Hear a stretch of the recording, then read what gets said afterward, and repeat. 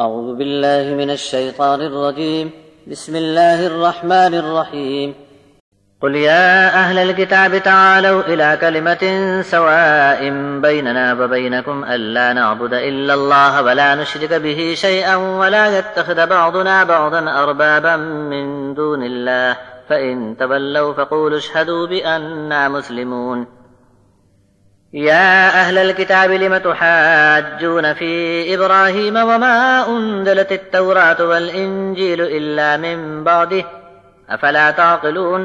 ها أنتم هؤلاء حاججتم فيما لكم به علم فلم تحاجون فيما ليس لكم به علم والله يعلم وأنتم لا تعلمون. ما كان إبراهيم يهوديا ولا نصرانيا ولكن كان حنيفا مسلما وما كان من المشركين. إن أولى الناس بإبراهيم للذين اتبعوه وهذا النبي والذين آمنوا والله ولي المؤمنين. ودت طائفة من أهل الكتاب لو يضلونكم وما يضلون إلا أنفسهم وما يشعرون. يا أهل الكتاب لم تكفرون بآيات الله وأنتم تشهدون.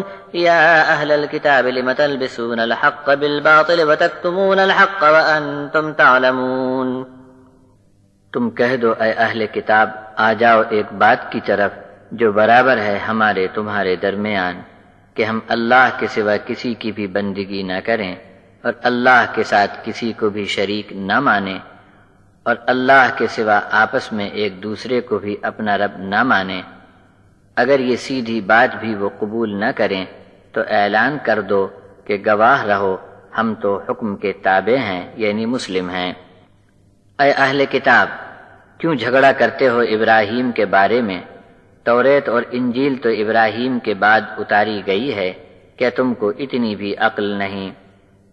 جس بات کی تم کو تھوڑی سی ادھوری معلومات تھی اس پر بھی بحث تم کر چکے، مگر اس بات میں کیوں تکرار کرتے ہو جس کا تمہیں علم ہی نہیں؟